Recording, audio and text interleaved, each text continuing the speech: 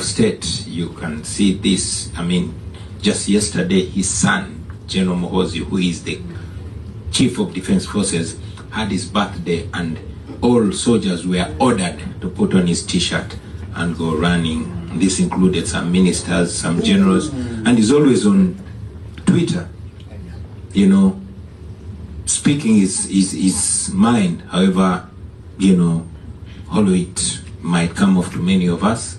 And he was ordering all former military commanders to show up if they don't want to have a problem. Anyway, so we went to that election. I went into that election because our major goal at that time was to bring our common people close to their politics. You see, we come from a country that for a very long time has made an effort to disassociate politics from the common people.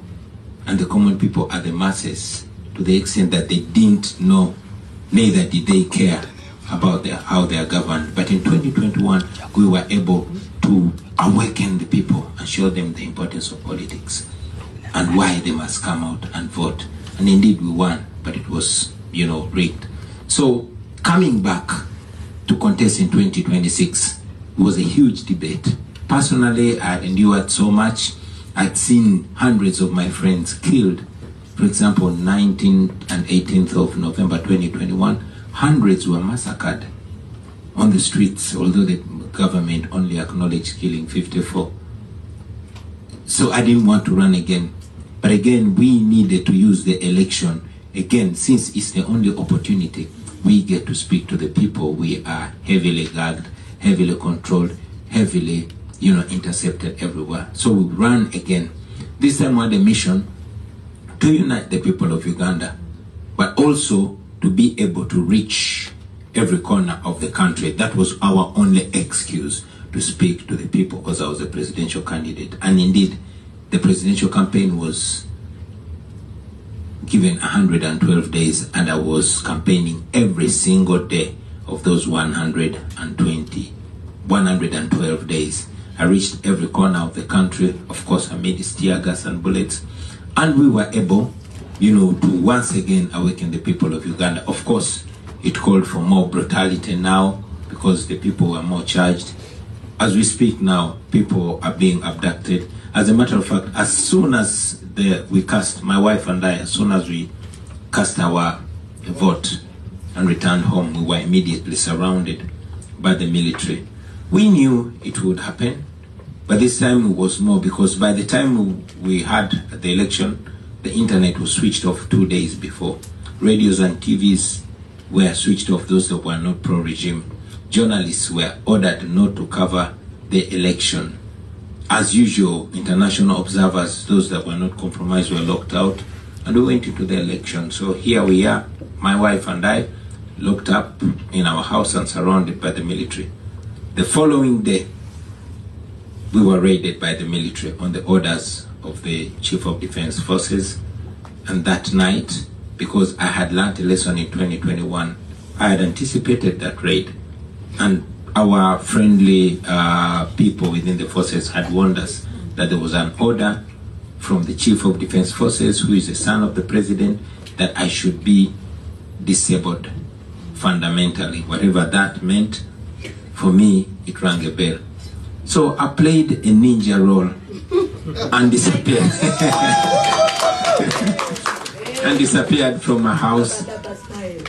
We call it Robert style. On the 16th, they didn't get me, but that day they did not break into my house. I remained at large. I wanted to be able to charge up my people, to be able to communicate, because I knew they would lock me in my house, cut off the internet, and isolate me from the rest of the world. That went on for another week. Now, on the 23rd of January 2026, after looking for me for a week and a few days, and they couldn't find me, the son of the president got so angry that he raided my house. This time they broke into my house, found my wife, beat her so bad, they beat my family members, they stripped my wife naked. Meanwhile, they were filming and taking pictures, the same pictures that later on Museveni's son, who is the Chief of Defense Forces, tweeted in his, usual tweets, erratic tweets, for lack of a better word, saying this is Kabobi's wife when we captured her. Now, those who don't know Muhoozi Kainerugaba, let me give him free marketing. Please follow him on Twitter. He's Muhoozi Kainerugaba. It will help for you to see what he does. Many of you know about the story of Idi Amin. We have a new one who is more crude. He does not pretend, unlike his father, he does not pretend to be a good dictator. He said on Twitter that he would abduct my bodyguard, torture him, and he did that.